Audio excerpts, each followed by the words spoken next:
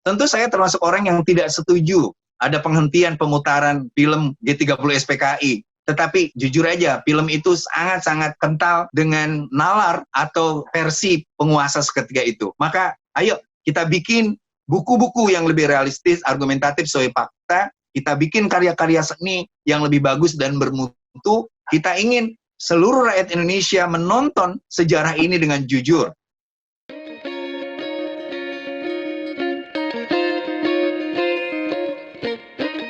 Halo netizen, apa kabarnya? Terima kasih tetap setia menonton YouTube channel Tagar TV. Senang sekali saya, Kori Olivia, bisa kembali menemani Anda. Dengan tema kita kali ini adalah mengenai isu PKI. Nah, kita tahu ya, menjelang 30 September ini selalu ramai perbincangan tentang isu PKI. Sebelumnya juga diketahui, Jenderal TNI Purnawirawan Gatot Nurmantio buka suara soal pencopotan dirinya sebagai Panglima TNI di akhir tahun 2017. Gatot mengatakan dia dicopot karena memerintahkan seluruh jajarannya di TNI untuk memutar film G30 SPKI. Gatot menjelaskan perintah yang dia berikan itu bertujuan agar jajarannya maupun masyarakat tahu sejarah tentang gerakan Partai Komunis Indonesia. Karena dia melihat gelagat kebangkitan PKI gaya baru ini. Sejak materi sejarah tentang G30 SPKI dihapus di seluruh sekolah dan semua strata tingkat pendidikan pada tahun 2008. Hal itu Gatot ungkapkan di akun YouTube Hersubeno Point pada 22 September 2020. Bahkan Gatot juga menyerukan agar masyarakat mengibarkan bendera merah putih setengah tiang pada tanggal 30 September 2020. Nah, untuk membahas hal ini lebih lanjut, Tagar TV saat ini mengundang seorang anggota DPR RI, sekaligus kiai dan intelektual Nahdlatul Ulama, yang juga adalah Koordinator Kerapatan Indonesia Tanah Air atau KITA, Maman Imanul Haq. Halo Kang Maman, apa kabarnya? Baik, Alhamdulillah. Assalamualaikum Mbak Kori dan seluruh pemirsa di channel YouTube-nya Tagar.id. Waalaikumsalam. Terima kasih Kang Maman sudah mau hadir di Tagar TV ya. Ya, Alhamdulillah karena dialog-dialog di Tagar TV ini betul-betul cerdas dan membuat kita sebagai bangsa tuh yakin akan maju. Oke, Kang Maman, ini ya menurut Anda Kang Maman, ada apa sih sebenarnya? Ini kenapa sih Gatot Nurmantio ngotot sekali mengatakan masih ada PKI dan itu ancaman nyata? Ini kenapa sih Kang Maman? Saya melihat bahwa setiap datang bulan September akhir terutama, selalu ada pihak-pihak yang ingin mempolitisasi peristiwa G30 SPKI yang sudah berlangsung begitu lama. Lalu mereka mengungkapkan seolah-olah akan ada komunisme gaya baru dan lain sebagainya. Itu sangat tidak sesuai dengan fakta sejarah dan realitas sekarang, bahwa hampir seluruh isme komunisme di beberapa negara di dunia ini sudah rontok. Kalaupun ada sebenarnya sudah kayak Cina misalnya, ideologinya memang komunis, tetapi kita tahu mekanismenya ada sosialisme. Nah itu yang pertama. Jadi membangkitkan kembali hantu komunisme itu adalah sesuatu yang menyalahi terhadap realita yang ada. Nah yang kedua, kita mengatakan bahwa peristiwa terulangnya kembali kebangkitan PKI itu hanya membangkitkan luka lama kita sebagai bangsa. Sehingga ada orang yang seolah-olah menyatakan ini ada sesuatu dalam pemerintahan sekarang ditunggangi oleh PKI dan lain sebagainya.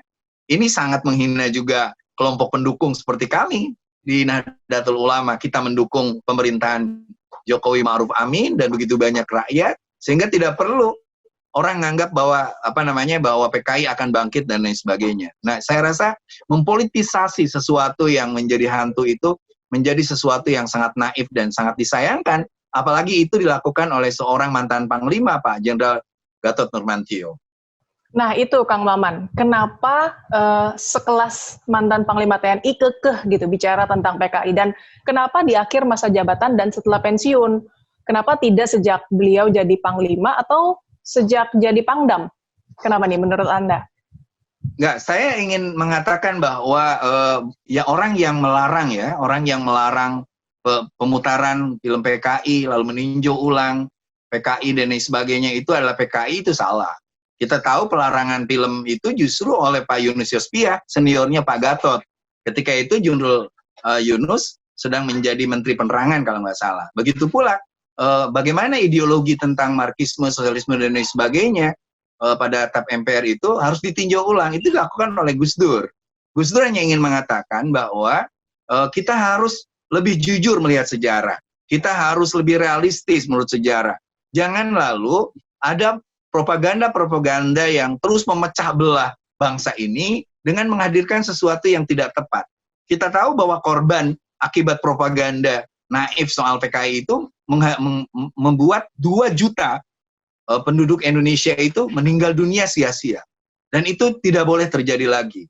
Kita harus lebih realistis melihat bangsa ini menyatu. Toh kita punya ideologi Pancasila, ideologi yang menyamakan kita, ideologi yang sangat terbuka untuk lalu membuat keragaman ini menjadi kekuatan Indonesia yang lebih baik. Nah, kalau menurut Anda sendiri, Kang Maman, kenapa sampai sekarang masih banyak orang memunculkan isu PKI? Apakah ini sebenarnya ada nggak sih? Saya hanya melihat bahwa orang yang memunculkan isu PKI itu orang yang cerdas, orang yang tidak cerdas, orang yang tidak mau membaca sejarah, orang yang sudah kehilangan isu. Isu ke depan itu kan isu COVID-19, isu tentang resesi, isu tentang bagaimana kita memiliki kemampuan atau moralitas baru dalam menghadapi normalitas baru ini. Itu yang lebih penting. Jadi biasanya orang yang kehabisan isu dengan mengambil PKI, itu betul-betul orang yang tidak cerdas, kehilangan isu, dan kebingungan sendiri dengan apa yang akan dibawa. Dan itu saya yakin rakyat Indonesia tidak mungkin dibodohi untuk kedua kalinya atas isu-isu yang tidak menarik ini. Nah, ini dari yang berita-berita yang saya baca, ini sepertinya kelompok-kelompok anti pemerintah yang selalu membawa isu PKI.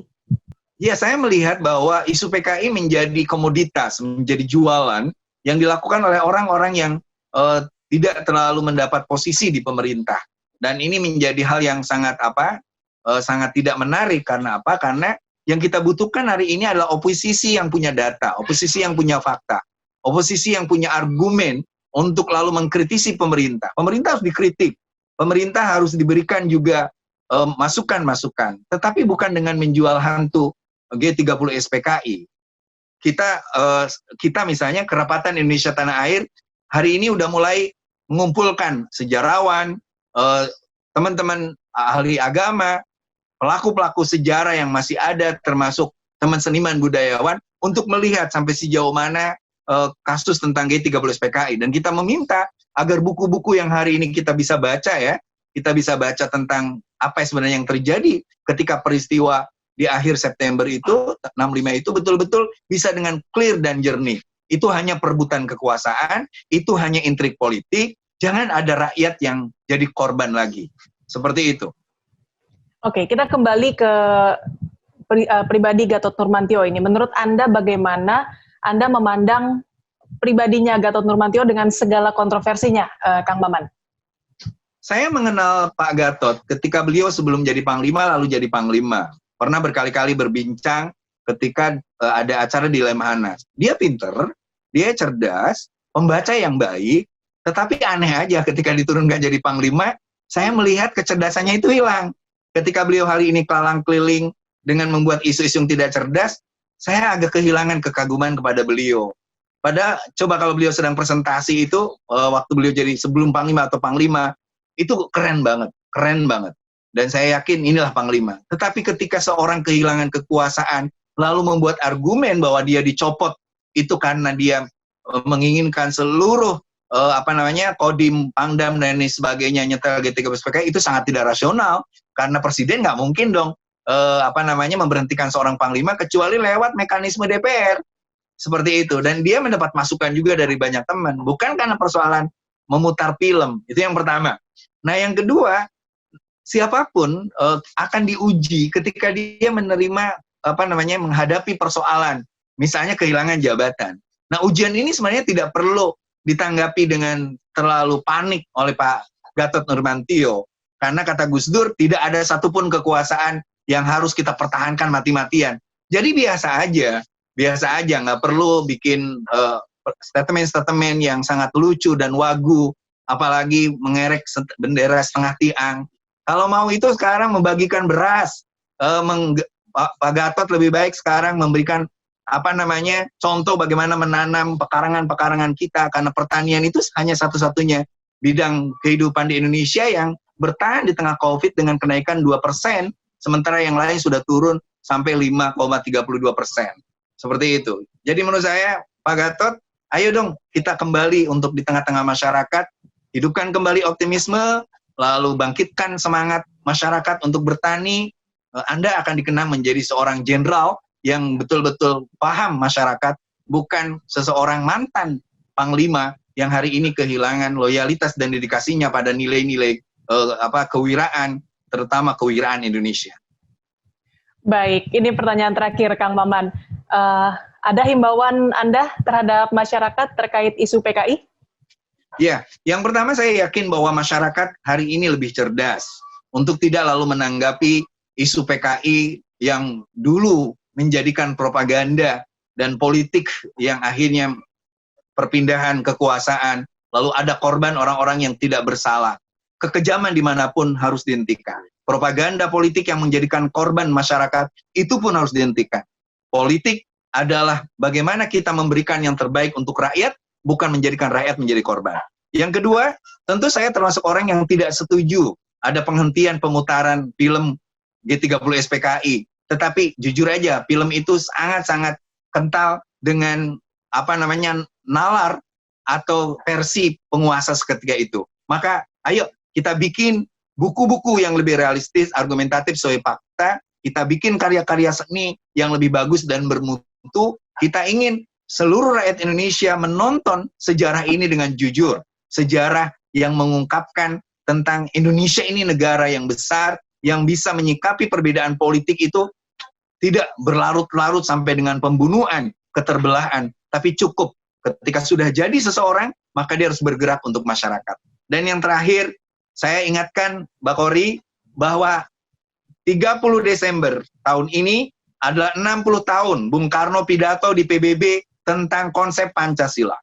Jadi alih-alih kita ngomongin film yang nggak jelas, nggak terlalu tertarik saya nontonnya, isinya cuma darah, isinya cuma teriakan dan kepalsuan, lebih baik mari kita ingat bahwa Bapak Proklamator kita Bung Karno pernah pidato di PBB tentang konsep Indonesia, tentang Pancasila itu. Dan itu yang harus diingatkan, 60 tahunnya 30 September sekarang, Mbak Kori. Saya ingatkan tentang dialog antara Bung Karno dengan Presiden Yugoslavia. Ketika ditanya apa yang dimiliki oleh Yugo ketika itu, Yugo punya kekuatan besar, persenjataan, sumber daya alam, dan keuangan yang hebat. Kata Bung Karno, Pak Tito, Presiden Tito ketika itu, Indonesia hanya punya Pancasila.